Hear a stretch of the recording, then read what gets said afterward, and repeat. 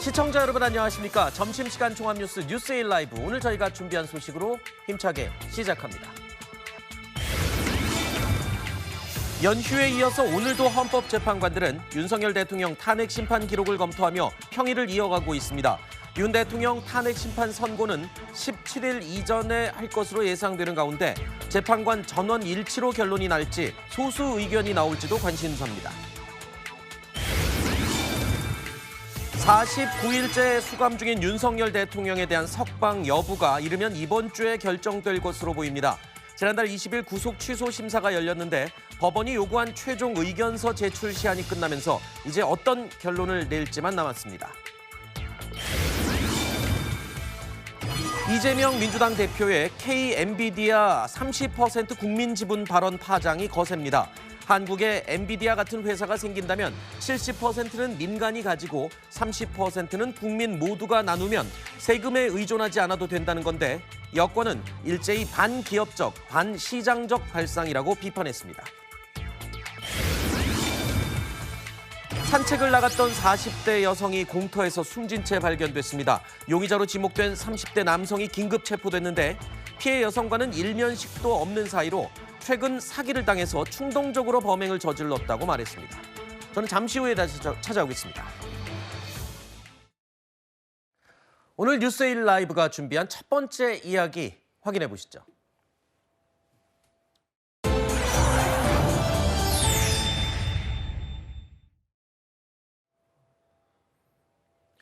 윤석열 대통령에 대한 탄핵 심판 선고일이 다가오고 있습니다. 구체적으로 날짜까지 지금 언급이 되고 있는데요. 헌법재판소의 일정을 살펴보면 유추가 가능합니다. 바로 헌법재판소의 일정을 보면요. 18일에 박성재 법무부 장관 탄핵 심판 1차 변론이 시작되는데 그 전까지는 아무런 일정이 잡혀 있지 않습니다. 그렇기 때문에 윤 대통령 탄핵 심판을 위해서 헌법재판소가 이 기간 동안 심사숙고를 하기 위해 일부러 비워둔 게 아니겠나 이런 유추가 가능하고요. 자, 윤 대통령의 탄핵 심판의 마지노선 이 달력을 근거로 17일 이전까지는 나오지 않겠냐 이런 분석들이 나오고 있습니다. 자, 그리고 또 한 가지 노무현 전 대통령과 박근혜 전 대통령의 탄핵 심판 모두 금요일에 선고가 있었습니다. 자, 그렇기 때문에 과거를 떠올려 볼 때 이번 탄핵 심판 선고도 혹시 금요일 날 하지 않을까 이런 짐작도 나오고 있습니다. 그러면 17일까지 2주 기간 동안에 두 번의 금요일이 있습니다. 7일 금요일, 14일 금요일. 그래서 금요일에 선고가 나오지 않겠나. 뭐 특별하게 크게 의미를 둘 필요는 없지만 지금 탄핵 선고에 대한 날짜 많이들 관심을 갖고 있습니다. 금요일이 될 가능성이 높은 이유 중에 하나는 아무래도 이제 이 엄청나게 중차대한 결정이고 정치적인 분열이 불가피한 그런 사안이다 보니까 평일 만약에 월요일 날 선고를 하면은 분명히 이제 헌법재판소 앞에서의 집회 시위가 있을 것이고요. 이것이 이제 월화수목금 계속될 가능성이 있죠.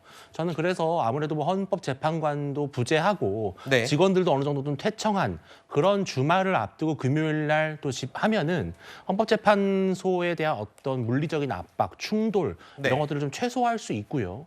또 금요일 날 이제 선고를 하게 되면 주말 사이를 지나면서 어느 정도 좀 국면들이 좀 약간 평온해지는 그러한 상황들을 맞이할 수 있을 거로 보고요.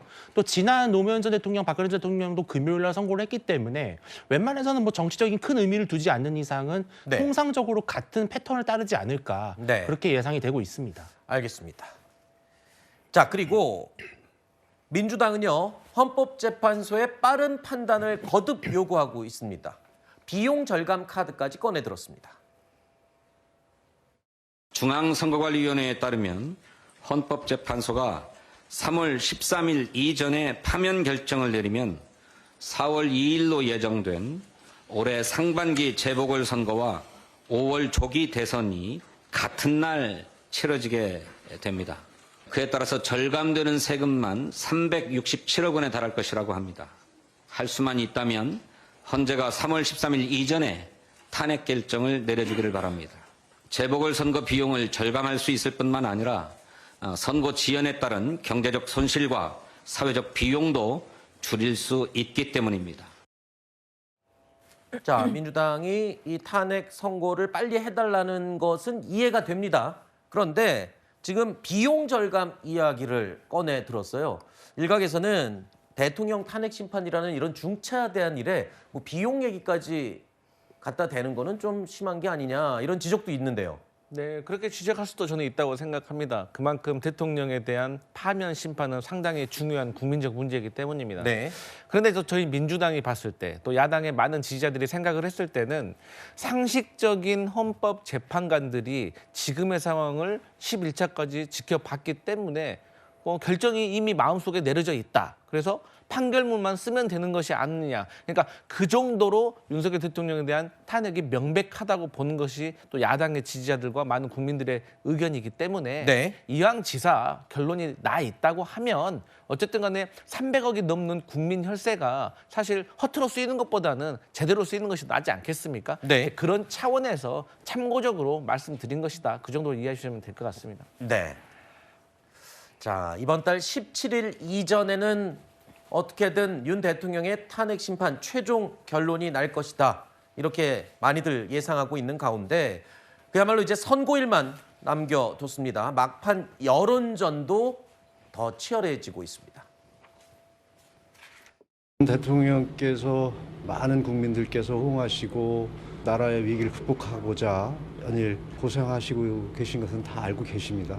그래서 어쨌든 시작한 계엄이 잘 마무리돼서 처음 시작할 때 목적했던 바를 이루시려고 큰 뜻을 가지고 계시다는 말씀 드릴 수 있을 것 같습니다. 많은 국민들이 자발적으로 나라를 위기로부터 구하시겠다고 행동에 나서시는 모습들을 보면서 계엄의 목적이 어느 정도 달성됐다. 윤석열 대통령 탄핵을 반대하고 그리고 직무 복귀해서 국가 시스템을 정상화시킨다라는 집회 인원이 더 많이 왔죠. 국민의 분노 이게 드러난 거라 생각하고 계몽령이 되고 자유민주주의를 수호하고자 하는 이런 국민들의 열망이 많이 드러났다.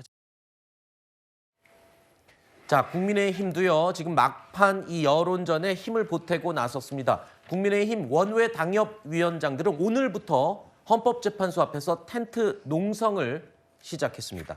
장외에서 펼쳐진 막판 여론전. 글쎄요. 헌재의 최종 결론에 영향을 미칠지는 조금 미지수입니다만 저렇게 막판까지 일단은 여론전에 열을 올리는 모습입니다. 어떤 걸 노리고 있는 건가요?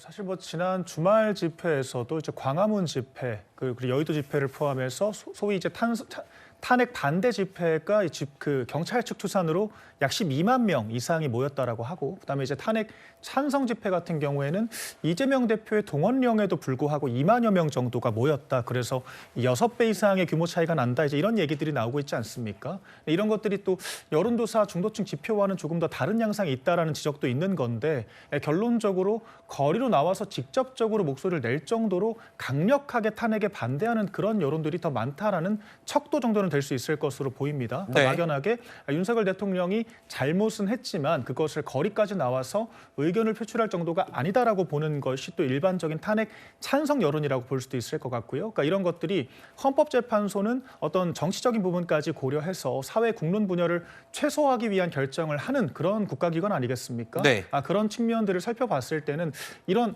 거리로 나선 약자들의 목소리, 그러니까 헌법재판소에게 공정성을 촉구하는 목소리가 영향이 없을 수는 없다라고 생각을 하고요. 그러니까 헌법재판관들도 국민의 대리인들 중에 한 사람으로서 이런 국민들의 목소리에 귀 기울여야 한다, 이런 말씀도 드리고 싶습니다. 네, 헌법재판소가 이 최종 결정을 내림으로 인해서 국민 분열을 해소시킨다 이렇게 말씀을 하셨는데, 글쎄요, 이게 이번에 탄핵 심판이 나오는 결과에 따라서 국민 분열이 중지될지 아니면 더 분열 양상으로 쪼개질지도 아무도 모르는 상황입니다.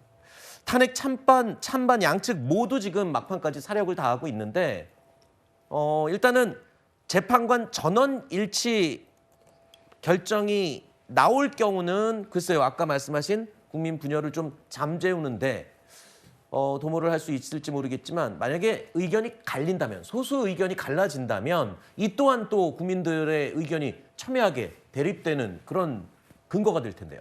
근데 저는 만장일치로 파면 결정이 나올 거라고 생각하고 있습니다. 네. 왜냐하면 과거 박근혜 전 대통령 사례만 보더라도 사실 재판관들의 성향이 중요한 부분은 아닌 것 같아요. 왜냐하면 그때도 이제 보수 재판관들이 다수를 차지하고 있었음에도 박근혜 전 대통령에 대해서는 파면 선고가 만장일치로 내려졌기 때문에 사실 그런 부분에서 이번 사안도 어떻게 보면 박근혜 전 대통령 사안보다 훨씬 더 간명하고 법적으로 위반된 사안들 그리고 위헌인 사안들이 훨씬 더 분명하게 드러난 상황이기 때문에 저는 뭐 여러 소수 의견이라든지 의견이 갈라지는 상황 없이 만장일치로 깔끔하게 끝날 것이다 이렇게 보고 있습니다. 네. 근데 그것과 별개로 중요한 것은 지금 좀 극단적인 발언들이 나오고 있다라는 점입니다. 뭐 국민의힘 서천호 의원 같은 경우에는 헌재를 뭐 때려 부숴야 된다 이런 이야기를 한다던가 아니면 이 윤석열 대통령마저도 사실은 최근까지의 메시지를 보면 헌재의 결정에 대해서 승복하겠다 이런 이야기는 안 하고 있단 말이에요. 네. 그렇기 때문에 뭐 헌재의 결정에 따르겠다라는 취지로는 이야기를 했지만 결과적으로 최후 변론에서 냈던 메시지를 보면 지지층들이 동요할 수 있는 그런 부분들에 대해서 잠재우려는 듯한 메시지는 전무했다라는 점을 고려해 볼 때 결과적으로 저는 탄핵에서 아무리 탄핵 결정에 있어서 만장일치로 결과가 나온다라고 하더라도 그동안 쌓아 올렸던 여당과 대통령 측에서 쌓아 올렸던 헌재에 대한 불신이 폭발할 가능성이 있어서 매우 우려스럽다라는 말씀드립니다. 네, 만장일치를 지금 예상하셨는데 소수 의견이 나올 수도 있어요. 결론을 뚜껑을 열어봐야 될 텐데 그 소수 의견이 지금 집결하고 있는 결집하고 있는 이 보수들의 이 목소리를 대변하는 근거가 될 수 있다. 지금 그 얘기도 제가 여쭙고 싶습니다. 네, 지난번 마은혁 재판관 권한쟁의 심판 청구에서 보면 전체적인 윤곽은 만장일치로 어느 정도는 합의를 봤지만 중요한 부분이었죠. 그러니까 국회가 의결을 해야 되는 것이었냐 아니면은 오원식 국회의장이 독단적으로 청구를 할 수 있는 것이냐. 상당히 절차적으로 중요한 부분에 있어서는 또 소신껏 소수 의견을 냈습니다. 세 분의 재판관이요.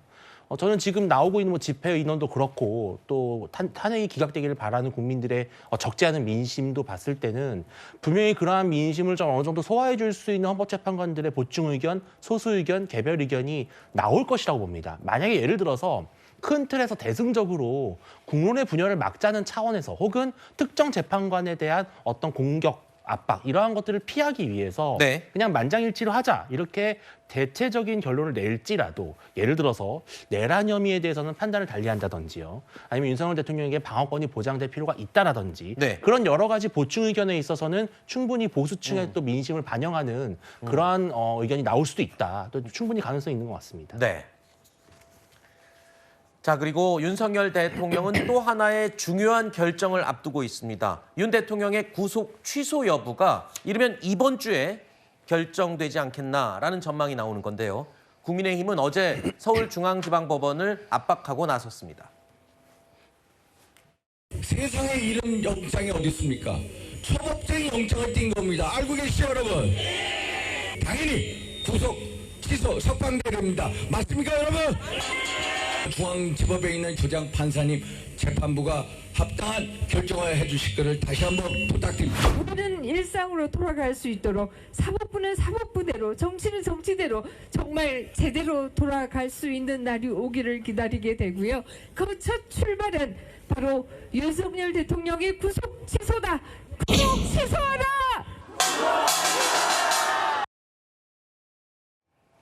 자, 윤석열 대통령 구속 취소 청구 의견서 제출이요. 지난 2일 그저께 마감됐습니다. 그러면서 이제 재판부의 판단만 남은 상황이거든요. 자, 윤 대통령 측도 검찰 측도 의견서를 제출하면서 총력전에 나섰습니다. 자, 법원 결정. 글쎄요, 어떻게 될지 관건인 것 같습니다. 왜냐하면 윤 대통령이 지금 굉장히 중요한 3월입니다. 여기서 석방이 돼서 나올 경우에는 그 또한 또 무시 못할 하나의 상징적인 의미를 갖게 되잖아요.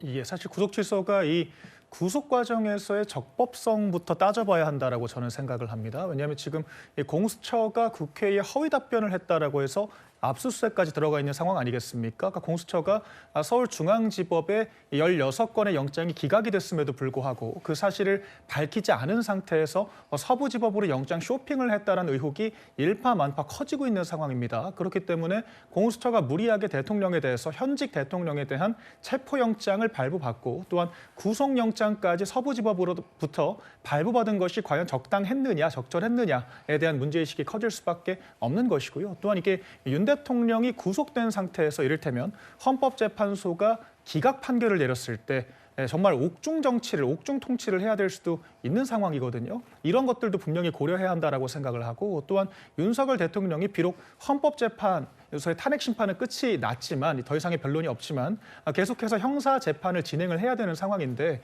과연 구속 상태에서 적절히 방어권을 행사할 수 있느냐, 이런 부분들도 종합적으로 고려해야 한다라고 생각을 합니다. 그런 네. 측면에서는 좀 구속 취소에 대해서는 법원이 전향적인 판결을 내려주기를 저희 국민의힘은 기대를 하고 있습니다. 네. 자, 이렇게 대통령 탄핵 심판이 막바지에 다다른 지금 국민의힘은 헌법재판소와 법원에 이어서 중앙선거관리위원회를 타겟으로 삼아서 총공세에 나섰습니다. 채용 비리와 근무 태만의 온상으로 전락한 마피아 패밀리 선관위에 대해 국민적 불신이 커지고 있습니다. 국민의힘은 부패 선관위 개혁을 위한 5대 선결 과제로 외부 감시, 견제 강화를 위한 특별 감사관 도입, 선관위 사무총장에 대한 국회 인사청문회 도입, 법관의 선관위원장의 겸임 금지, 사전투표에 대한 국민의 불신은 더 이상 방치할 수 없는 상황이 되었습니다. 따라서 이런 사전투표제를 폐지하고자 합니다. 선거 때마다 반복되는 사회적 갈등을 없애고 그로 인한 사회적 비용을 제거해야 할 것입니다.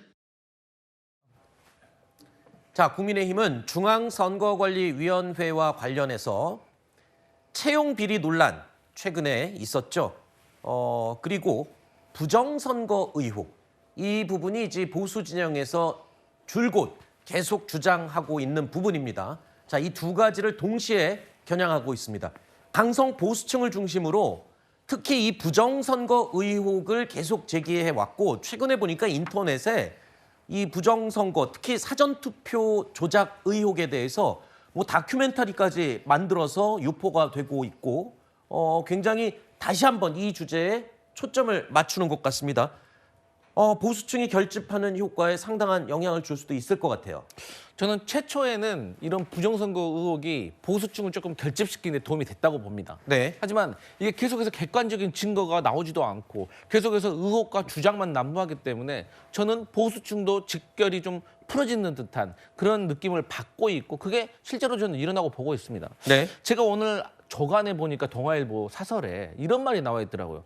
아니, 부정선거 의혹에 대해서 얘기를 하는데, 그렇다고 하면 22년도에 윤석열 대통령의 출구조사 그리고 사전투표 여론조사에 소수점까지 윤석열 대통령의 득표율을 맞췄다는 거 아니겠습니까? 그러면 그것도 다 모든 게 다 부정선거로 다 이어지는 겁니까? 그게 가능한 겁니까? 그렇기 때문에 저는 국민의힘에서 이번에 선관위와 관련돼서 가족 채용 비위에 대해서 날카롭게 지적하는 것은 저희 민주당도 함께 동참해야 된다고 생각합니다. 네. 하지만 자꾸 장동혁 의원처럼 사전투표에 대한 국민적인 불씨, 정말 이런 얘기 그만하셔라. 네. 그런 말씀 꼭 드리고 싶습니다. 지금 들으신 것처럼 민주당은 이 불순한 의도가 담긴 선관위 때리기가 아니냐라면서 비판의 목소리를 높이고 있습니다. 국민과 우리나라 운명에 영향을 크게 미치는 사안들에 대해서도 일관되게 인사청문회나 국정조사를 반대해 왔지 않습니까, 국민의힘이? 그런데 유독 이 선관위 문제에 대해서 이런 주장을 하는 것은 본인들이 지금 프레임으로 만들어가고자 하는 부정선거, 또 선관위에 대한 국민적 불신, 이런 것을 강화하기 위한 아주 나쁜 그런 정략적 의도다, 이런 의심을 지울 수가 없습니다. 자, 선거관리위원회를 겨냥한 집중포화에는 지금 여권 잠룡들도 본격적으로 가세하고 있습니다.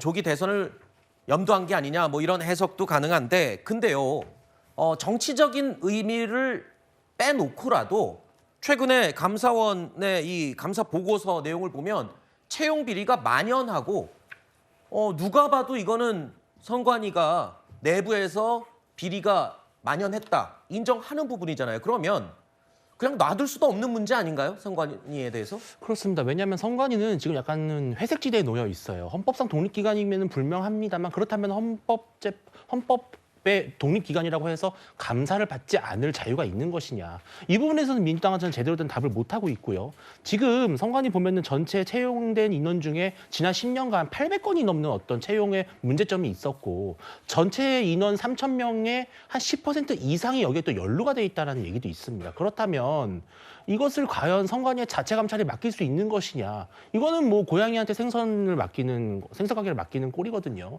이렇다면 민주당도 이렇게 뭐 선관위를 또 지키게만 급급할 것이 아니라 좀 전향적인 태도를 좀 보여줘야 되는 것이고, 또 지난 한 10년간 선관위의 모습을 보면은 사실은 누가 보더라도 상당히 좀 민주당에 유리한 유권 해석이라든지 판단을 해온다라는 그런 정치권의 비판이 계속 있었습니다. 이번 기회에 선관위의 투명성과 중립성을 지키기 위해서라면은 뭐 감사원이 아니더라도 특별법을 도입해서 선관위를 외부에서 제3자가 제대로 감찰할 수 있는 기관을 제도를 만들자. 이것을 반대하는 것은 오히려 선관위를 좀 비호하는 것이다. 그런 오해가 불가피할 것으로 보입니다. 네.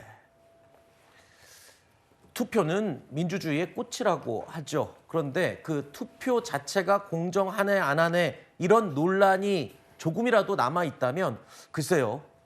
민주주의의 꽃이 그 명예가 조금 빛이 바라는 게 아닌가. 자, 그런 생각이 드네요. 두 번째 주제로 계속 이어가겠습니다. 내용 확인해 보시죠.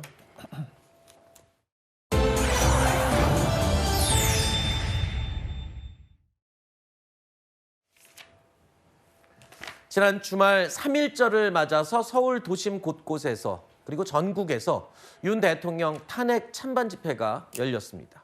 자, 경찰 비공식 추산으로 탄핵 찬성 집회는 3만여 명, 반대 집회에는 12만 6천여 명이 모인 것으로 나타났습니다. 자, 그런데 어제 나온 여론조사 결과는 이 모인 인원과는 좀 다르게 나타났습니다. 정권 교체 의견이 55.1%, 그리고 정권 연장을 원하는 의견은 39%로 지난주보다 더 벌어지게 된 겁니다. 집회 참석 인원을 보면 탄핵 반대가 우위에 있습니다. 하지만 여론조사는 그 반대로 나오는 이 현상. 자, 이 역시 침묵하는 중도층의 영향이라고 볼 수 있을지 궁금합니다. 자, 중도층에서도 지난주보다도 더 벌어진 이 간격을 확인할 수 있습니다. 자, 이거를 일단 어떻게 해석을 하는 게 좋을까요? 저희 민주당과 많은 야당의 지지자들이 판단하기로는 어쨌든 간에 그동안 윤석열 대통령의 비상계엄에 대해서 이 탄핵 심판의 변론을 보면서 지켜봤던 겁니다. 네. 중도층과 많은 국민들이. 그러니까 그럼에도 불구하고 최초부터 비상계엄은 잘못됐다고 생각은 했습니다. 하지만 정말로 윤석열 대통령이 그럼에도 불구하고 비상계엄을 선포할 수밖에 없는 이유가 있었을까라고 유심하게 국민들이 봤는데 네. 딱히 그렇게 납득할 만한 이유가 없었다는 것이죠. 그런데 그러다가 탄핵 심판의 막바지에 와서 명태균 게이트, 그러니까 명태균 씨와 윤석열 대통령 부부와 관련된 공천 개입의 의혹이, 그러니까 음성으로 이게 공개가 되면서 국민들이 정말 민주당이 제기했던 그 의심, 그러니까 야당이 예산을 삭감하고 탄핵을 많이 해서 윤석열 대통령이 그것을 알리기 위해서 비상계엄을 선포한 것이 아니라 네. 김건희 여사 특검을 막기 위해서 한 것이 아니냐라는 어떤 민주당의 의심에 대해서 공감을 했다고 저희 민주당은 보고 있고, 네. 또 두 번째로는 계속되는 이 과격한 집회 현상을 보면서 좀 염증을 느낀 것이 아닌가, 저는 그렇게 보고 있습니다. 네. 예, 좀 답변을 좀 드리자면 사실 이 리얼미터 조사 자체가 조사 방식이 조금 달라졌습니다. 네. 원래는 이 목금, 그러니까 수목 이틀을 조사를 했는데 이번 조사 같은 경우에는 수목금 3일 조사를 했고요. 또한 원래 이 무선 전화 4%를 반영을 했다가 이번에는 유선 4%에서 무선 100%로 조사 방식을 좀 바꿨기 때문에 저희가 이 결과를 그 자체로 일희일비할 필요가 없다. 추세를 조금 더 지켜봐야 한다. 이 말씀을 먼저 드리겠고요. 네. 또한 이게 중도층보다 전체 여론조사 하락률이 더 높다라는 점에 저희가 주목을 해봐야 한다라고 생각을 합니다. 그렇다라고 하면 좀 보수의 결집이 느슨해진 그런 측면들도 있다라고 보이는데, 그렇다라고 하면 아까 지적해 주셨던 그런 상수가 됐었던 변수들 말고 변수가 된 그런 변수가 뭐가 있느냐, 아까 새로운 사실이 뭐가 등장을 했느냐라고 하면 저는 한동훈 전 대표의 등장이 좀 변수였다라고 생각을 합니다. 왜냐하면 네. 이 윤석열 대통령이 최후 진술을 한 바로 다음 날 계엄 단죄를 하지 않으면 이재명 대표를 막을 방법이 없다. 이런 메시지를 들고 사실 나타났거든요. 네. 이런 부분들에 대해서 사실 지도부 내 지도부에 대한, 그러니까 본인은 본인이 좀 배신자 프레임을 쓰고 있다라고 주장을 하지만 사실 지도부를 향해서 계엄옹호를 하고 있다라는 프레임을 저는 씌우고 있다라고 생각을 하고, 이런 것들이 뭐 어떤 메시지가 옳고 그른지는 각자의 판단이 있을 것 같습니다. 네. 그런데 좀 잔잔하던 그런 물결에 돌덩이를 하나 던지듯이 그런 좀 첨벙이면서 다소간의 분열이 있을 수가 있다, 그런 생각이 들고, 이 또한 저희 국민의힘에서 자정을 거치면서 네. 조정해 나가야 할 부분이라고 생각합니다. 국민의힘 내부에서 뭔가 분위기가 좀 갈리는 그런 이벤트가 있지 않았을까, 이런 해석입니다. 물론 이 여론조사는 또 조사를 할 테고요. 추이를 지켜볼 예정입니다. 자, 어쨌든 이 중도층의 움직임이 어디로 가는지가 지금 정치권 여야의 주된 관심사입니다. 자, 중도층 민심 잡기에 여념이 없는 이재명 대표, 우클릭 행보를 보이면서 중도 보수를 자처하기도 했죠. 자, 이재명 대표가 최근에 한 유튜브에서요, 인공지능 대장 기업으로 불리는 미국의 엔비디아, 이 엔비디아를 인용하면서 한국판 엔비디아 기업이 생겼으면 좋겠다라면서 발언을 했는데, 그 발언이 지금 또 연일 논란이 되고 있습니다. 어떻게 말했는지 들어보시죠. 예를 들면 지금 인공지능에 투자해야 되잖아요. 그중에 일부를 국민 펀드나 아니면 국가가 가지고 있으면서 거기서 생기는 생산성의 일부를 국민이 모두가 골고루 나눠 가지면, 근데 세금 굳이 안 걷어도 그거 아니더라도요 가능하라고 보는데, 엔비디아 같은 회사가 하나 새로 생겼다. 그중에 국민의 지분이 30%다. 네. 그래서 그 70%는 민간이 가지고 30%를 국민 모두가 나누면 굳이 세금에 막 그렇게 의존하지 않아도 되는 상황이 오지 않을까요? 개인이 특정 기업이 전부 독점하지 않고 우리 국민 모두가 상당 부분을 공유하는 그런 세상을 만들 수도 있겠다. 제가 꿈꾸는 기본 사회. 들으신 것처럼 한국판 엔비디아 같은 우수한 회사가 생긴다면 70%는 민간이 가지고 30%는 국민들이 함께 지분을 나누어 갖는다. 이런 구상인 겁니다. 그러면 세금에 의존하지 않아도 된다. 이게 이재명 대표가 구상하는 이상적인 사회라는 겁니다. 이에 대해서 국민의힘은요, 이재명 대표의 인식으로는 그런 회사를 만들 수 없다라면서 발상 자체가 문제라고 비판했습니다. 이재명 대표의 인식으로는 엔비디아와 같은 회사를 만들 수 없습니다. 엔비디아와 같은 혁신 기업을 만들지도 못한 상황입니다. 소유부터 나누겠다는 발상 자체가 문제일 것입니다. 무엇보다 우리 AI 산업은 AI 선도국 미국보다 1.3년이 뒤처져 있으며 중국, 유럽에도 밀리고 있습니다. 고급 AI 인재가 부족합니다. 세계 상위 20% AI 연구자 중에 한국 출신은 고작 2%에 불과합니다. 자, 이재명 대표의 이 발언 때문에 어제 정치권이 아주 시끌시끌했습니다. 지난 1월에 신년 기자회견에서 이재명 대표는 기업이 앞장서고 국가가 뒷받침해준다. 그래야 성장한다. 그야말로 친기업적인, 기업을 더 우대해주는 그런 발언을 했었는데, 지금 저 한국형 엔비디아 이야기는 지분의 30%를 기업에서 뺏어서 국민이 나눠 갖는다. 뭐 이런 차원이 아니냐. 반기업적이다, 반시장적이다, 이런 비판을 하고 있군요. 여당에선. 그 기업 중에 꼭 안 되는 기업들이 보면 뭐 앞에 뭐 K, 한국판 이런 거 붙이면 잘 안 됩니다. 정부의 공적 자금이 들어간 기업들 치고는 잘 되는 사례가 좀 많지는 않습니다. 물론 특수한 사례도 있습니다. 대만의 뭐 TSMC 이런 것도 있지만 국부 펀드를 투자해서 수익을 내는 거는 좋습니다. 그건 지금 국민연금도 하고 있는 거죠. 그런데 자, 엔비디아는 대박이 난 기업이에요. 엔비디아 같은 기업이 만들어질 거라고 보장할 수 있습니까? 자, 국부 20조를 넣었습니다. 그 기업이 망하면 어떡합니까? 20조 날아가는 겁니다. 그런 책임을 누가 지겠습니까? 어느 정치인이 지겠습니까? 그럼 국민들에게 돈을 벌어다 주는 게 아니라 국민의 오히려 혈세를 탕진하는 겁니다. 지금 이재명 대표가 하시는 말씀, 좋은 기업이니까 요거를 좀 국민들이 나눠 가지면은 수익을 우리가 나눌 수 있지 않을까? 과거에 사회주의를 창시한 칼 마르크스가 했던 말이랑 똑같습니다. 네. 전 세계 지구의 절반을 가난과 빈곤과 독재로 몰아넣었던 사회주의의 망령이에요. 뭐냐면은 생산수단은 내가 어떠한 이익을 가질 수 있을 것이라는 기대가 있을 때, 그때 기업가들이 도전하고 투자하고 그렇게 기업을 만드는 겁니다. 네. 그러한 기업가 정치를 복돋아주는 것이 맞는 거지. 잘된 기업이니까 30% 가져와서 우리가 가져줄게. 이러면요, 엔비디아를 만들기는커녕 네. 기존에 있는 엔비디아도 도망갑니다. 네. 지금 이런 비판에 대해서 이재명 대표가 또 다시 반박을 했습니다. 그러면서 극우 본색이다. 저런 지적 자체가 극우의 본색을 드러낸 것이고 또 문맹 수준의 식견으로 지금 비판을 하고 있다. 이렇게 지금 반박을 했군요.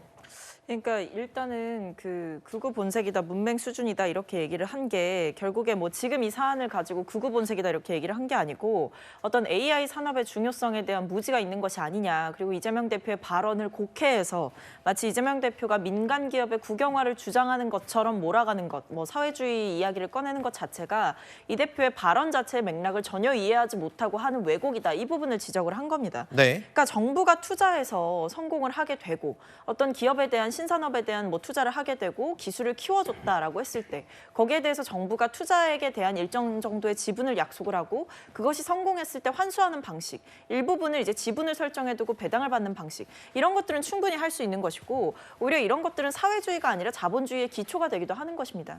그렇기 때문에 지금 상황에서 사회주의의 망령이다라는 식으로 어떤 철진한 색깔론을 펼치는 것 자체가 네. 저는 지금 국민의힘에서 이 제안이 왜 나왔는지 이게 AI 산업에 대한 이야기를 하다가 나온 거거든요. 그리고 투자의 필요성이 더욱더 커지고 있다. 이런 부분들에 대해서 얘기를 하다 나온 건데 네. 미래 먹거리에 대한 고민은 없이 철진한 색깔론만으로 이 대표의 발언을 왜곡하려고 하는 것 자체가 지금 국민의힘에서 고질적으로 보여주고 있는 가짜뉴스 중독증이 아닌가라는 네. 생각이 듭니다. 자, 이보다 앞선 3.1절 탄핵 찬성 집회에 참석했던 이재명 대표 연단에 올라가서 이런 말을 했습니다. 내란이 계속 이어졌다면 꽃게밥이 됐을 거다라는 말입니다. 이 말이 또 논란이 되고 있습니다. 제가 아마도 12월 3일 내란의 밤이 계속됐더라면 연평도 가는 그 깊은 바닷속 어딘가쯤에서 꽃게밥이 아마 되고 있었을 것 같습니다. 다행히 여러분이 함께 목숨을 걸고 싸워주셔서 지금 이 자리에서 여러분과 함께 마음을 나눌 수 있게 됐습니다. 어느 분이 문자로 보내주셨더라고요. 서효도를 얼마나 우습게 보면은 우리 국민들을 이렇게 안 지키고 그냥 수장이나 해버리는 그런 공간으로 생각해갖고 그런 얘기를 하냐고요. 민주당의 우리 서효도 주민들과 안보를 대하는 그런 그 속내라 이겁니다. 자, 꽃게밥이 됐을 것이다. 여당에서는 이건 연평도 주민들 그리고 해병대를 모욕하는 발언이다라고 비판했습니다. 그리고 또 야당에서는 생트집을 잡는다. 뭐 이렇게 얘기하고 있습니다.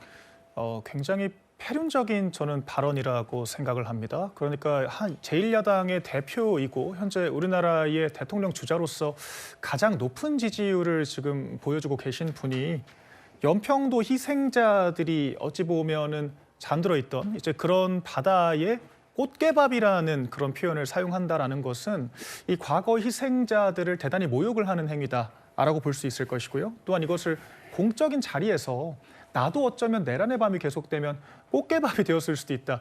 이런 표현을 한다라는 것 자체가 이게 특정 세력을 얼마나 이 정치를 넘어서 좀 인간적으로 모욕하고 악마화하는 것이냐 저는 그런 생각이 들거든요. 네. 그러니까 과거에도 이게 특정 좀 극단적인 지지자들이 좀 세월호를 모욕하기 위해서 오뎅을 들고 나와서 시위를 한 적이 있었습니다. 네. 그때 정말 여야를 불문하고 전 국민이 분노를 했었거든요. 네. 어떻게 그런 희생자들의 죽음에 대해서 이렇게 모욕적인 언행을 할 수가 있느냐. 그런데 그런 것들을 제1야당의 대표라는 분이 답습을 하고 민주당이 그것을 어깃장이다라고 별거 아니라는 식으로 옹호를 하는 것 자체가 얼마나 이것이 국민적인 눈높이에 맞지 않은 접근인지를 저는 보여주고 있다라고 생각합니다. 네.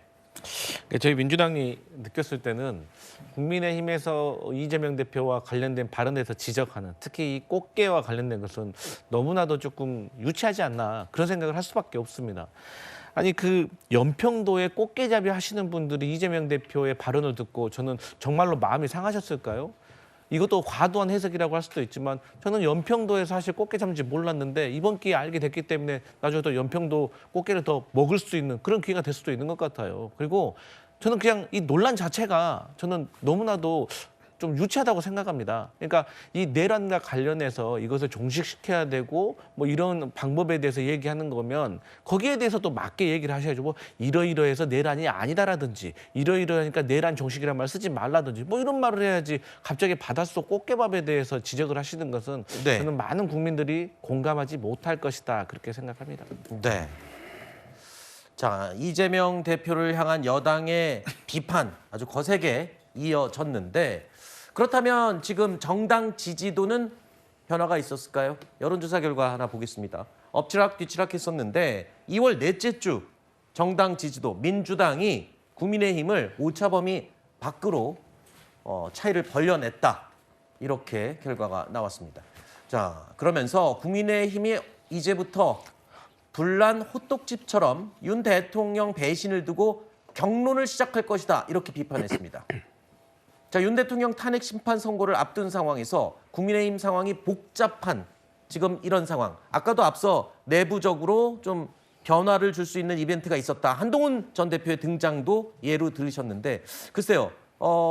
이재명 대표의 말처럼 불난 호떡집처럼 될 가능성이 높은가요? 그렇지 않다라고 생각합니다. 사실 저희가 당장 어제 지도부가 박근혜 전 대통령을 예방을 하지 않았습니까? 정말 그런 지지율만 쫓아가고 만약에 그 재집권만 생각을 한다라고 하면은 저희가 왜 굳이 그런 전직 대통령, 탄핵까지 당했던 대통령을 찾아뵙겠습니까? 저희가 오히려 그런 기억들을 반면교사로 삼아서 이번 사태를 제대로 극복하기 위한 그런 중지를 모으고 있는 과정이라고 생각하고요. 그러니까 이재명 대표가 일극체제로 운영되는 민주당과 이제 국민의힘의 차이를 제대로 이해하지 못한 발언이다. 그렇게 정리를 하겠습니다. 네.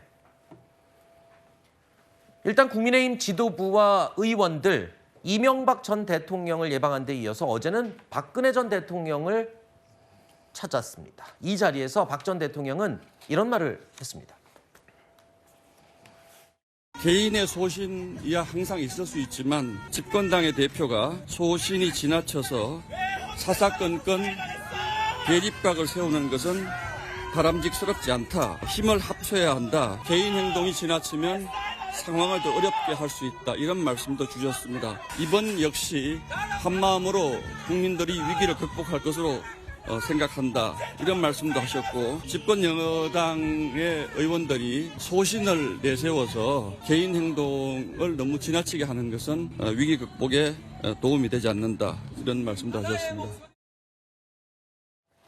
자, 박근혜 전 대통령이 이렇게 말했다는 겁니다. 집권당의 대표가 소신이 지나쳐서 대립각을 세우는 건 바람직하지 않다. 자, 이 말이 전해지자마자 모든 언론들이 한동훈 대표를 지금 겨냥한 말이다. 이렇게 해석을 했습니다. 한편 한동훈 전 대표 최근에 저서를 내면서 윤 대통령에 대한 미안함 뭐 이런 걸 굉장히 강조를 하기도 했거든요. 집권 여당의 대표는 숙명적으로 대통령을 철저하게 지키고 보좌하고 국적의 동력을 제공하는 역할을 해야 합니다. 그것이 집권 여당 대표를 뽑는 이유입니다. 존재하는 이유입니다. 그런데 한동훈 대표가 지난 당대표 임기 당시에 윤 대통령과 사사하고 좀 충돌하는 모습을 보였죠. 아마 박근혜 전 대통령은 많은 것을 느꼈을 겁니다. 과거에 본인이 대통령일 때 유승민 전 원내대표, 김무성 전 대표와 충돌하면서 여권 내부가 분열에 휩싸였고 그래서 결국은 탄핵을 맞아서 정권을 뺏겨서 상당히 고생을 했습니다. 그러한 것들을 봤을 때는 뭐 한동훈 대표와 윤 대통령의 개인적인 관계, 뭐 사적인 어떤 미안함, 섭섭함 이런 문제가 아니라 집권 여당의 대표에게 주어진 그 정체성, 그것을 망각한 것에 대해서 한동훈 대표에 대해서 비판을 하신 것이고요. 비록 신동욱 대변인을 통해서 말이 전해졌지만 저는 이 발언이 앞으로 여당 내부에서 계엄이라든지 윤석열 대통령의 탄핵을 둘러싼 분열을 최소화하고 무조건 정권 재창출을 위해서 힘을 합쳐달라 이런 주문을 아마 꼭 강조하고 싶었던 게 아닌가 해석이 됩니다. 네, 알겠습니다. 저희가 준비한 다음 주제로 계속 이어가겠습니다. 내용 확인해 보시죠.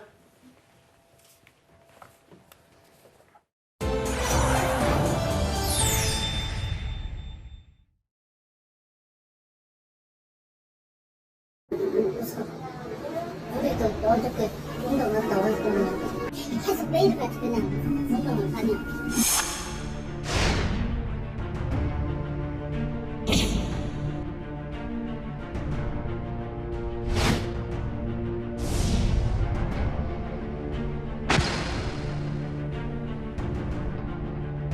주변에서 계속 대회를 했던 것으로 보여지고요. 또 어떻게 해서 그 사람을 대상으로 했는지는 지금 조사 중이거든요.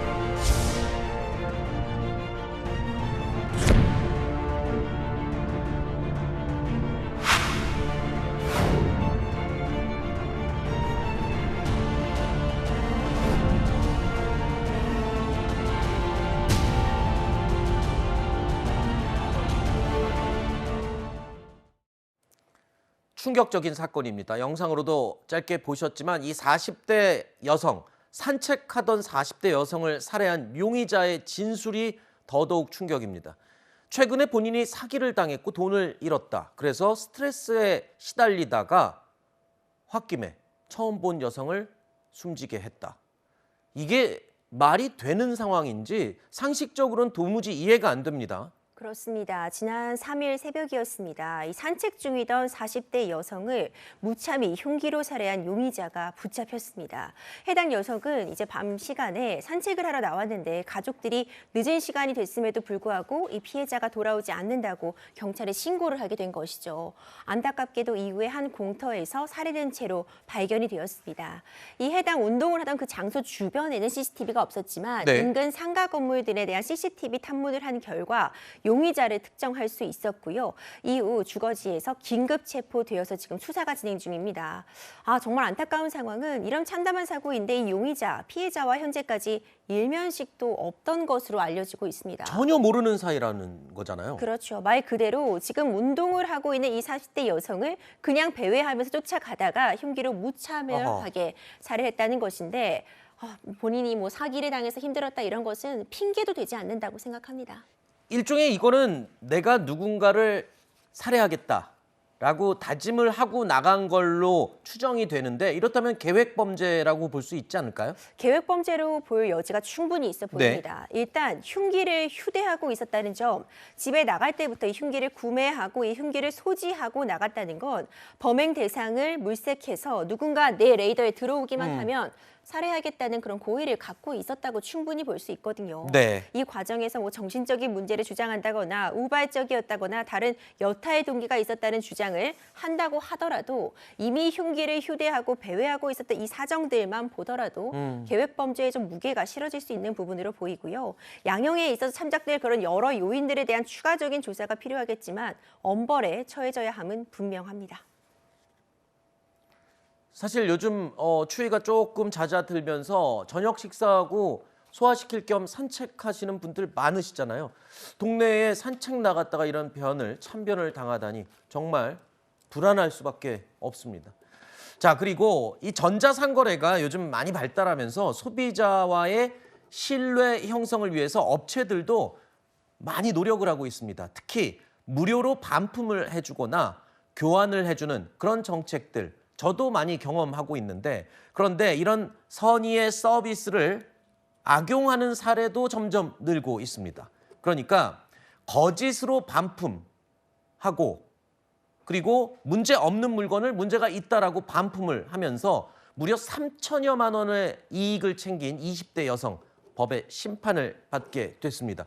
아니 3천여 건을 거래했다가 취소하고 반품해주고 그러면서 어떻게 이렇게 3천여만 원 어치를 이익을 한 거군요. 이 20대 여성은요, 이 범행 수법 참 담대했다고 볼 수 있습니다. 요즘 신선식품도 다 아침에 배송이 됩니다. 우유나 계란 이렇게 오래 두면 상하는 제품이지만 아침에 바로 굉장히 신선하게 배송이 돼서 저도 자주 이용을 하는데요. 이 신선식품의 특성상 만약 제품 중에 오염이 되거나 상했다거나 한다면 당연히 반품 처리가 됩니다. 그런데 이 물건을 다시 수거해 가는 것이 굉장히 번거롭다 보니까 이 업체 측에서는 자체적으로 폐기해 줄 것을 요청을 하면서 환불은 진행을 해준 것이죠. 근데 추가로 새 물건을 보내주는 거군요. 그렇죠. 환불만 진행을 해주는 것이고 일단 이 물건은 수거해 가지 않고 자체적으로 폐지할 수 있게 되는 것인데 이 점을 악용한 겁니다. 그러니까 물건이 상했다고 환불 요청은 해둔 다음에 오히려 이 물건에 대해서는 본인이 싸게 구입을 할 수 있다고 해서 다른 사람에게 판매하기도 하고요. 이런 점들을 악용해서 오히려 돈만 챙긴 그런 상황입니다. 4개월 동안 무려 1,600여 건이나 주문을 했다 취소를 반복했고 이를 통해 챙긴 이득이 3천여만 원에 달합니다. 징역 8개월에 집행유예 2년에 처해졌습니다. 저도 비슷한 경험을 했던 게 그 서비스를 되게 좋게 느꼈던 게 어떤 주방용품을 하나 샀는데 막상 받아보니까 마음에 안 들어서 환불 반품 신청을 했거든요. 근데 그쪽에서 연락이 왔더라고요. 그냥 환불해드리지만 물건은 그냥 가지시면 됩니다. 아니면 폐기하시면 됩니다. 이렇게 돼서 그러면 나는 공짜로 물건 하나가 생긴 건데 라면서 서비스가 참 좋다 생각을 했는데 이런 선의를 악용을 했다. 무려 1,600번이나 같은 행위를 반복하면서 이득을 취했다. 자, 거짓 반품으로 결국 징역형 집행유예를 받았습니다. 자, 이런 반품 정책을 악용하는 사례가 이 사람 말고 굉장히 늘어났다면서요, 최근에 또. 그렇죠. 징역형이 실제로 선고된 사례도 있었습니다. 이 해당 사람은요, 정말 이것도 정말 기발하다고 볼 수 있는데 네. 이런 배송업체에서 물건을 여러 개 구입을 하는 겁니다. 네. 그러면서 무료 반품 신청을 하는데 사실 이 반품 환불 금액이 입금되는 거는 이 물건을 환불을 시켜서 반품을 해서 물건이 도착한 걸 확인하면 그 즉시 바로 입금이 됩니다. 이걸 노려서요. 박스에다 실제로는 10개를 주문했다면 9개 정도만 담아서 환불을 하는 겁니다. 그러면 나머지 한 물건은 남게 되고 이걸 되팔거나 아니면 이건 사용하는 방식으로 이득을 취하게 된 거죠. 경우에 따라서는 빈 박스를 그대로 반품을 보냈다고 하는데요. 일단 박스가 들어오고 이 운송장 번호만 확인을 하면 환불이 되는 그런 점을 악용해서 금전을 편취하다가 결국 징역 2년이 선고된 사례도 있었습니다. 그 몇 푼이나 한다고 그거 반품해서 조금의 이익을 차리려다가 전과자가 되는 겁니다. 자, 다음 주제 보겠습니다. 누구나 바라는 일확천금의 꿈. 혹시 이번 주 주인공은 내가 아닐까? 이런 생각 해보셨을 겁니다. 바로 로또 이야기인데요. 지난 토요일에 발표된 로또 1등 당첨자 가운데서 2명이 같은 판매점에서 로또를 구매를 한 것으로 확인됐습니다. 그런데 그것도 2명 다 본인이 번호를 고른 게 아니라 기계에서 자동으로 선택되는 자동 방식으로 구매를 한 2사람이 똑같이 1등이 당첨이 된 겁니다. 자, 로또 당첨되기도 힘든데 저 2사람이 자동으로 똑같은 번호를 받기도 참 힘든 것 같습니다. 정말 이게 계산이나 가능한 확률인가 싶은데, 자, 그러다 보니까 이 확률이면 이거 혹시 조작 아니야? 아니, 지금 이런 의심이 지금 엄청나게 일고 있다면서요? 그렇죠. 사실 저도 로또 해봤지만 45개의 번호 가운데 6개를 고릅니다. 이미 이것이 당첨 확률이 왜 벼락 맞을 확률보다 어렵다 이런 얘기 하잖아요. 그렇죠. 그럼에도 불구하고 일단 1161회 로또 1등 당첨자가 16명이나 나온다는 것도 전 놀랐고요. 네. 그런데 이 중에서 2명이 자동으로 신청한 한 업소에서 구입한 것이 확인이 된 겁니다. 네. 그러니까 자동으로 받았다는 것은 기계가 임의로 골라주는 번호다라고 볼 수 있는데 한 업소에서 자동으로 골라주는 방식이 2번이나 동일하게 나왔다는 것도 신기하고 거기다가 이것이 1등 당첨 번호였다는 거죠. 그러니까 말 그대로 우연히 거듭되고 있는 그런 상황인데 실제로 발생을 했다는 겁니다. 이게 알려지고 나서 아니 어떻게 수동 방식이라면 차라리 개인이 운이 좋았다고 판단을 할 텐데 자동 방식은 확률에 따라 기계가 하는 건데 같은 번호가 2곳에서 한꺼번에 나왔는데 같은 업소에서 구입한 사람이 자동 번호 2개 1등이 당첨됐다? 이게 도대체 어떤 확률이나 혹시 조작의 우려가 있는 거 아니냐 이런 이야기가 지금 나오고 있는 겁니다. 네. 이런 로또 조작 음모론은 이번이 처음이 아니죠. 계속 뭐 이런 특이한 사례가 있을 때마다 음모론이 자꾸 나와요. 그렇습니다. 이전에도요. 1128회 로또 당첨자 1등이 무려 63명이었습니다. 그러니까 63명이나 1등이 나오다 보니까 이게 가능한 것이냐? 뭔가 조작하는 것이 아니냐 이런 이야기가 나오고 있고요. 1057회 로또 당첨자 중에 2등 당첨자가 무려 664명에 달했던 때도 있습니다. 네. 이때도 한 영업소에서 굉장히 다량으로 이 2등 당첨자가 나오면서 조작이 의심된다는 그런 얘기가 있었어요. 이 조작설도 굉장히 다양하게 제기가 되는데 네. 요즘 로또 당첨 번호 이제 뽑는 것을 보면은 이제 원통 안에서 공이 막 네. 돌아가다가 번호가 나오는데 이거 자석 같은 거 붙여 있어서 고의적으로 조작을 하는 거 아니냐, 기계적으로 조작이 아니냐 이런 음모론들이 제기가 되는데 네. 이에 대해서 사실 무근이다, 공정하게 진행이 되고 있다 이렇게 거듭 강조를 하면서 현재는 로또가 생방송으로 추첨을 지금 함께 볼 수 있도록 하고 있습니다. 네. 알겠습니다. 자, 하나 더 살펴보겠습니다. 현직 소방관의 아내가 남편의 신분을 이용해서 주변 지인들에게 사기를 친 혐의로 재판을 받았습니다. 1심에서 유죄를 받았는데 뭐 어떤 사기를 친 겁니까? 현직 소방관의 아내입니다. 사실 이 점을 악용했다고 볼 수 있는데 아이 어린이집 학부모에게 접근을 한 겁니다. 네. 이제 그러면서 우리 남편이 소방관이다. 그렇기 때문에 굉장히 믿을만하지 않겠냐. 내가 공무원인데 나도 지금 여기 분양권 투자를 하고 있으니까 너도 함께 투자를 하자. 이 투자금 못 받으면 이 남편 일하는데 앞에 와서 달라고 하면 되지 않겠냐. 이런 식으로 피해자들을 그 마음을 교묘히 이용한 겁니다. 네. 있을 수 없는 일인데 실제로 빚만 있는 사람이었어요. 이 투자를 제대로 진행할 수 있는 능력이 없는 사람인데 남편 통장으로 이 지인에게 3억 2천만 원을 받았습니다. 그리고 하나도 갚지 않아서 징역 2년 6개월의 실형이 선고되었고 법정 구속이 되었습니다. 아니 근데 이 남편 계좌로 103회에 걸쳐서 입금이 됐는데 이 남편은 몰랐답니까? 알 수밖에 없을 것 같은데. 사실 이 과정을 보면 남편이 몰랐다고 보기 어려운 그런 상황들이 있었죠. 그래서 당초에 수사기관에서는 남편도 함께 사기 혐의로 어떤 처벌이 필요하다고 고소를 했습니다.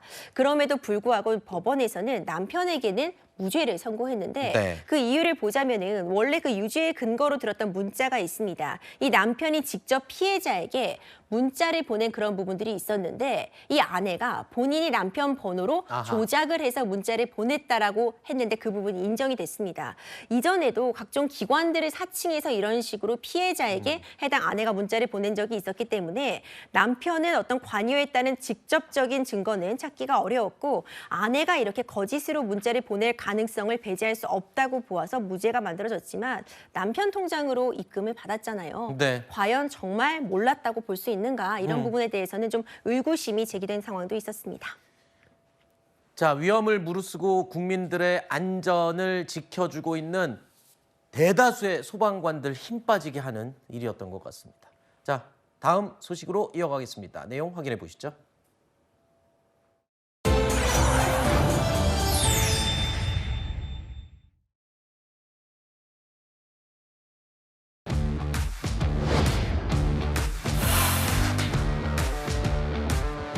아홉 시에 되면은 바로 업무를 시작해야 되니까 화장실 가서 한 20분, 30분 뒤에 팔아야 되는데 그거는 좋은 것 같아요. 출근하면서 바로 팔 수 있고 살 수 있으니까. 회사 퇴근하고도 어플로 계속 볼 수 있어서 접근성이 더 좋을 것 같아요.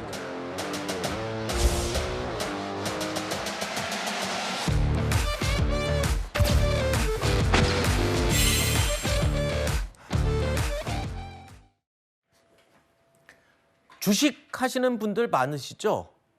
국내 최초로 대체 거래소 넥스트레이드가 오늘 출범했습니다. 쉽게 말해서 원래 주식 거래를 아침 9시부터 오후 3시 20분까지만 할 수 있었잖아요. 그런데 이 대체 거래가 등장하면서 오전 8시부터 저녁 8시까지도 주식 거래가 가능해진다는 겁니다. 맞습니까? 이게 이렇게 되는 거 맞습니까? 네, 그렇습니다. 오늘부터 이제 바로 적용이 됐고요. 네. 기존에 오전 9시부터 오후 3시 반까지 했던 네. 거래 시간이 이제 오전 8시부터 저녁 8시까지 12시간 체제로 늘어나게 되는 겁니다. 네.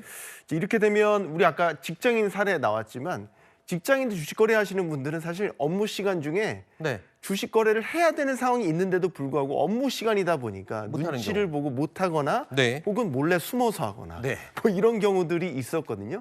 이제는 좀 그런 눈치를 덜 보게 되겠죠. 왜냐하면 이제 업무 시간 시작 전부터 혹은 끝나고 나서도 이제 거래를 할 수 있으니까 개인 투자자들 입장에서는 시간상 조금 더 용이해졌다. 이런 의미가 있겠고요. 또 다양한 방식으로 주식 거래를 할 수 있게 됐다는 것도 큰 의미로 볼 수 있겠습니다. 그럼 그게 잘 된 건가요? 뭐 단점과 장점이 다 있을 것 같긴 한데요. 네, 일단은 저는 단점보다는 장점이 훨씬 더 많아진다라고 봅니다. 일단은 거래 자체를 시간에 구애받지 않고 할 수 있다라는 거는 본인의 전략이나 선택에 따라서 거래를 좀 자유롭게 할 수 있다라는 의미가 되겠고요. 네. 그다음에 거래소가 한 군데만 독점적으로 있는 게 아니라 이제 복수로 이용할 수 있지 않습니까? 아하. 내가 유리한 거래소라고 생각되는 곳에 선택을 할 수 있기 때문에 소비자라는 입장에서는 선택의 폭도 넓어지는 그런 효과가 있는 셈입니다. 그러면 서로 위쪽 거래소로 오세요 라면서 수수료가 싸지거나 뭐 이런 혜택도 네. 알아볼 수 있나요? 이번에 출범한 이 넥스트레이드라는 거래소가 이 지향하고 있는 게 조금 더 빠른 거래 그리고 조금 더 싼 수수료 두 가지를 큰 축으로 지향을 하고 있습니다. 네. 그래서 이제 기존에 사실상 독점이었던 한국 거래소와 경쟁 체제를 갖게 된 것이죠. 저도 지금 계속해서 이 휴대폰으로 이 호가창을 열어놓고서 보고 있는데 실제 거래가 이루어지고 있고 네. 실제 체결가도 다릅니다. 지금 한 10원에서 20원 정도 다르네요. 네. 어허. 이런 거 보니까 이 경쟁 체제가 도입됐다라는 걸 네, 바로 또 이렇게 눈으로 확인할 수가 있네요. 근데 대신 이제 더 긴 시간 주식 호가창에 매달려 있는 사람들이 생기지 않을까 네. 그런 생각이 조금 걱정되긴 하네요. 자, 단타 매매가 늘어날 것 같다. 뭐 이런 예상도 가능할 것 같고요. 네. 자, 그리고 다음 이야기로 계속 이어가 보겠습니다. 트럼프 대통령의 말 한마디에 롤러코스터를 타는 가상화폐 얘기를 짚어보겠습니다. 며칠 전에는 뭐 하늘 높은 줄 모르고 치솟다가 트럼프 대통령 말 한마디에 그리고 또 다음 날은 또 바닥을 모르고 또 하락했습니다. 비트코인. 자, 비트코인이 지금 뭐 롤러코스터를 타고 있습니다. 트럼프 대통령 말 한마디에. 네. 3.1절 연휴 기간 사이에 가상화폐 투자하시는 분들은 천당과 지옥을 아마 왔다 갔다 하셨을 것 같아요. 아무래도 이제 트럼프 행정부가 친가산 자산 정부를 표방했고 언제 트럼프 대통령의 입에서 가상 자산과 관련된 여러 가지 정책적 이 목표나 계획들이 나올까 오랫동안 기다렸거든요. 그 오랫동안 기다려왔던 게 바로 우리 연휴 기간 동안 나오게 됩니다. 즉 네. 가상화폐를 미국의 전략자산으로서 비축하겠다라는 계획을 밝힌 것이죠. 이 소식이 전해지자 비트코인 가격만 예로 들면 8만 달러 선이 붕괴가 됐었거든요. 네. 정확히 트럼프 대통령이 취임한 1월 20일 이후에 조정을 받기 시작해서 네. 그랬던 게 지금 9만 5천 달러대까지 한 번에 급등을 했다가 네. 지금 또 밤사이에 또 반대로 폭락을 해가지고요. 지금은 8만 3천 달러대까지 네. 다시 또 떨어졌습니다. 그러니까 오른 부분을 거의 다 반납했다. 이렇게 보시면 되겠습니다. 자, 트럼프 대통령 후보 시절서부터 이 코인에 대해서 굉장히 강조를 했었죠. 당시 목소리 잠깐 들어보겠습니다. I'm laying out my plan to ensure that the United States will be the crypto capital of the planet and the Bitcoin superpower of the world, and we'll get it done.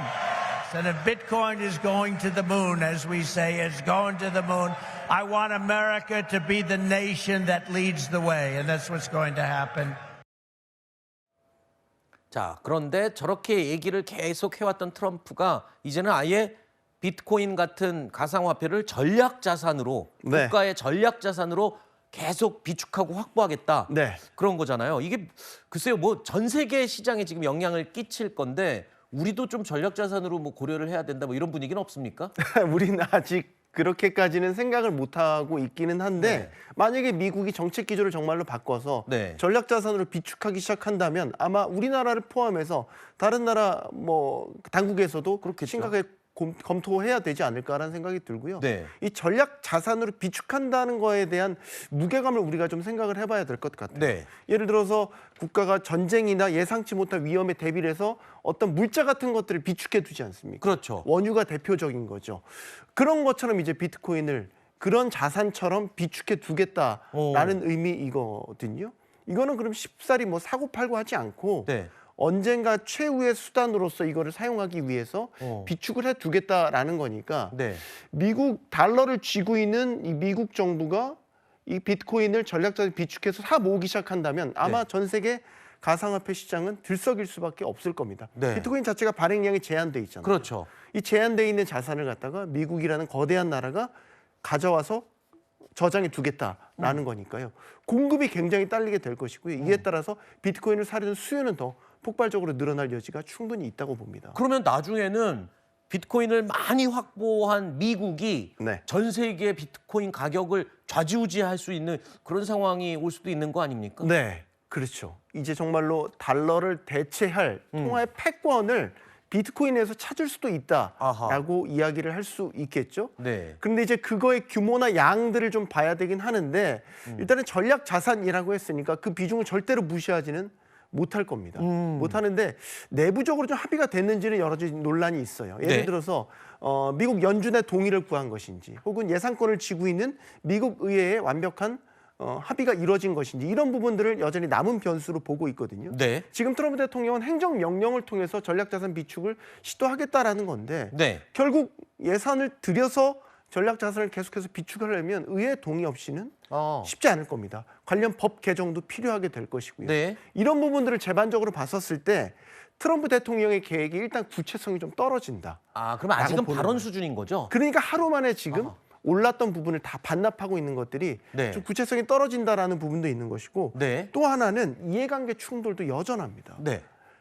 트럼프 대통령 일가가 가상화폐 업계와 아주 밀접한 관련을 가지고 있어요. 그렇죠. 네. 장남, 차남, 네. 가상화폐 플랫폼에 적을 두고 있는 것으로 알려져 있죠. 네. 트럼프 본인은 또 선거 유세 기간 동안 본인의 이름을 딴 코인도 발행한 바가 있습니다. 즉 가상화폐 시장을 미국 정부가 대대적으로 띄운다라고 하면 트럼프 일가의 재산이 불어나는 효과가 있게 되는 겁니다. 이게 과연 이해관계 충돌에서 자유로울 수 있겠냐라는 의구심이 지금 미국 시장 내에서 일어나고 있는 것이죠. 그게 미국이기 때문에 가능한가요? 아니면 미국에서도 그런 부분들은 비난의 대상이 되는 부분 아니겠습니까? 그래서 나중에 연준이나 의회에 제대로 된 동의를 구하지 못할 것이라는 의구심이 일고 있는 것이고 네. 그런 것들이 하루 만에 급등분을 다 반납해버리는 결과로 나타난 것이죠. 그렇군요. 알겠습니다. 지금은 어떤가요? 그 거래소, 새로 생긴 그 거래소. 아까 대체거래소 말씀이시군요. 네, 대체거래소. 계속해서 이게 지금은 일단은 10종목만 운영이 되고 있거든요. 그러면은 다 할 수 있는 건 아니군요. 네, 그렇습니다. 이제 주 단위로 거래 종목이 늘어나게 되고요. 1분기 안에는 800개 종목까지 늘어나게 되는데 네. 중요한 건 이제 거래량이 많은 삼성전자나 하이닉스 같은 종목들 이런 종목들인데 한 달 안에 거래 종목으로 포함이 됩니다. 알겠습니다. 저는 아까 앞부분에 얘기 듣고 똑같이 한국 거래소 지금 네. 주식 거래소 굉장히 많이 종목이 많잖아요. 네. 그게 똑같이 거기서도 다 거래할 수 있는지 알았는데 아직은 10개 종목만 거래할 10개 종목만 가능하고요. 거래가 가능한 종목에 들어가시면은 본인이 선택할 수 있습니다. KRX 한국 거래소를 통해서 거래할 것인지 네. 아니면 넥스트레이드 대체 거래소를 할 것인지 네. 이도 저도 아니면 자동적으로 체결을 하게끔 도와주는 시스템을 통해서 할 것인지 세 가지를 선택해서 네. 거래를 이제 매매를 하실 수가 있겠습니다. 알겠습니다.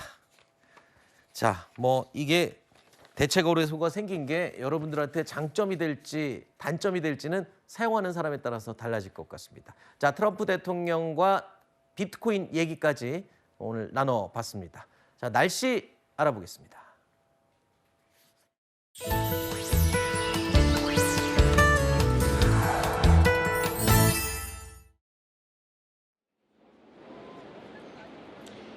새학기 시작된 지 첫날이자 연휴 뒤 첫 출근 날인데 한겨울처럼 눈이 펑펑 내리고 있습니다. 내일이면 경칩이지만 다시 기온은 2월 초순으로 돌아갔는데요.